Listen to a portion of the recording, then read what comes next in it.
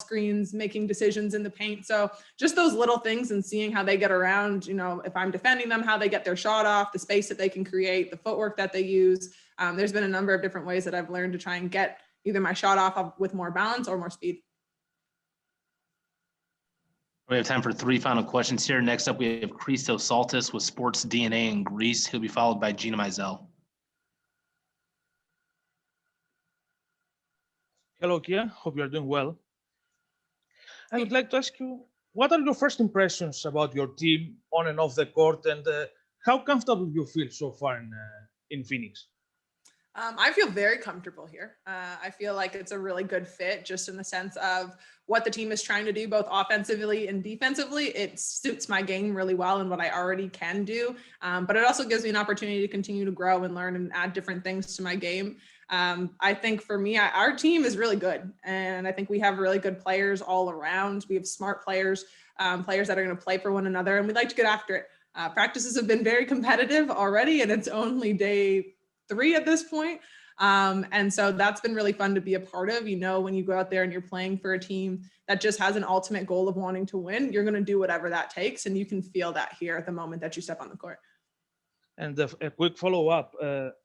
In such a competitive season like this season coming up, what do you need as a team to be a championship caliber team, or you feel like you have a championship caliber team?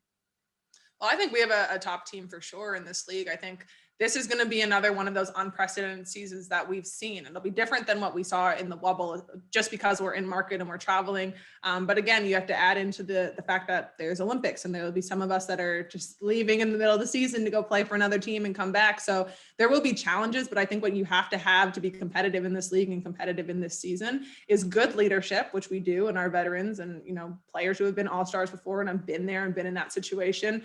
And then a team that's just willing to do all those little things to help you win a game, because quite frankly, we're all going to be in the same position. People are going to be tired. Bodies are going to be tired. The games are going to be quick. When you can do those little things that other teams can't do, that's going to give you a little bit of an edge in this season.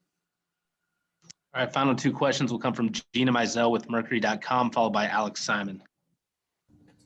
Hey, Kia, when you talk about, feeling comfortable here immediately, just how have you tried to maybe acclimate yourself just to Phoenix so far? Because it is a big life change, obviously, and we're still living in these COVID times. So I'm just curious, as someone who's moved here and tried to get settled life-wise, not just basketball-wise, how have you gone about doing that?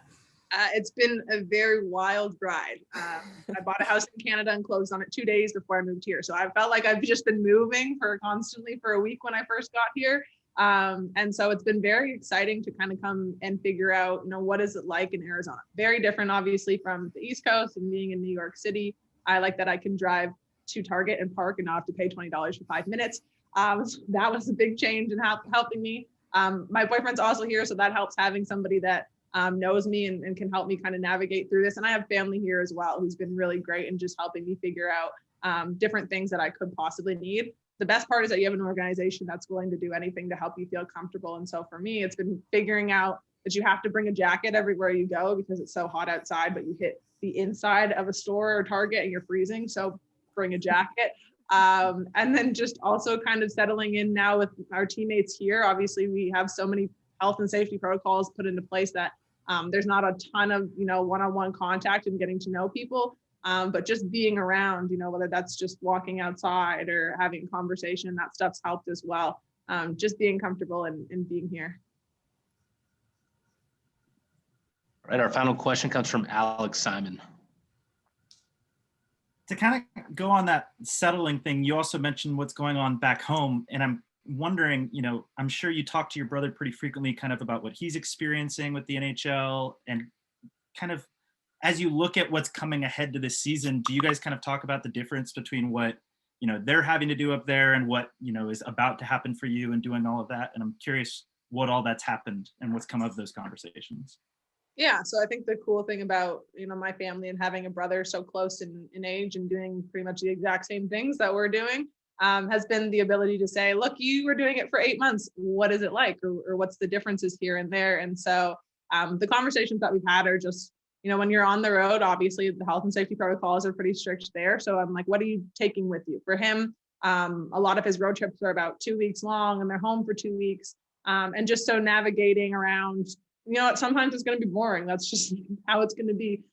So what is it that you're doing in the sense to keep yourself entertained? And there's a lot of reading. We share books back and forth on what titles to read and whatnot, a lot of Netflix, a lot of FaceTiming family members from the road just to check on how they're doing. And for me, checking on how they're doing right now, this is the third lockdown that Canada's gone into. So it's pretty tough on people just not being able to literally leave your house. So just trying to provide that kind of excitement to the day that you have. Obviously, my nephew helps too, if you see his smiling 9-month-old face. But I think it's just really been about understanding that the season is going to be different and how do you keep yourself mentally where you need to be. And I'm grateful that I've had people that have gone through this before me to be able to have those conversations.